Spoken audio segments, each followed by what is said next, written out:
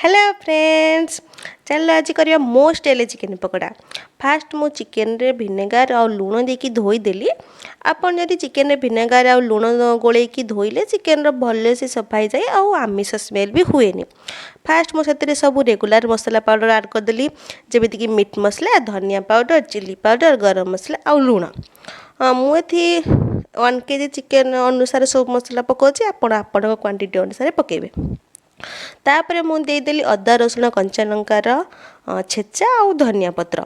सब अदा रसुण पेस्ट न करिकी से छेचा पकेबे। छेचा पकेले बेसी टेस्ट लगे।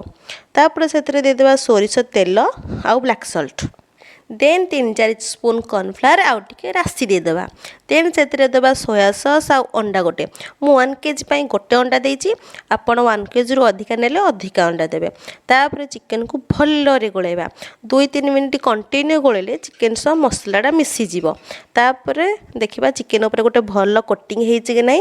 जदि हेइ नथिबा आपण आउ टिके कॉर्नफ्लावर देबे। मोर देखंतु गोटे भल्ल कोटिंग हेइछि।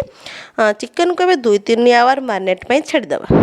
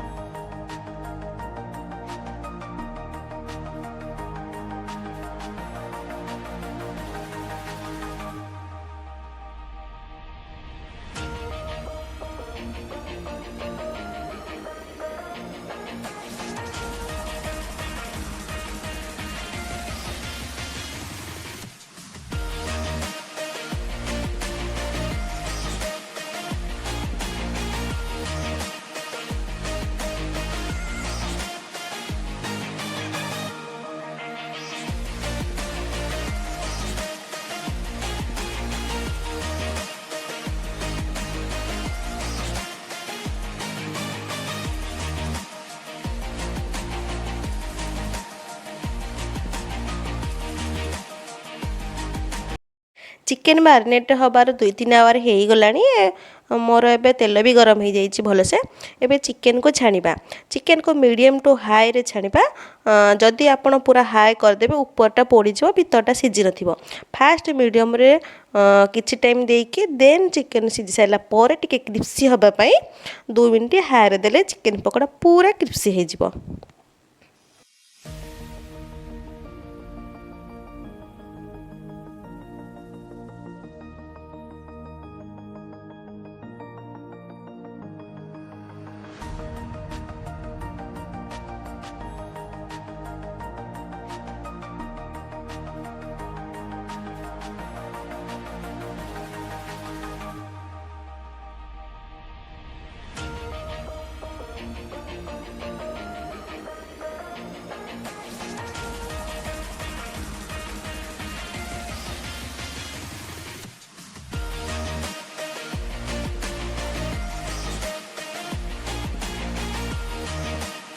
देखंतु मो चिकेन पकोड़ा भी केमती भल कलर आसी और क्रिस्पी भी होइछि।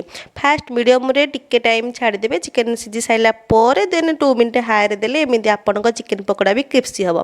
तापर सेतरे टिके ब्लैक सॉल्ट और चाट मसला देकी खाइबे, बहुत टेस्टी लागिबो। सांग माने मो वीडियो भल लागले please like comment share subscribe कर देबे। Please please please please.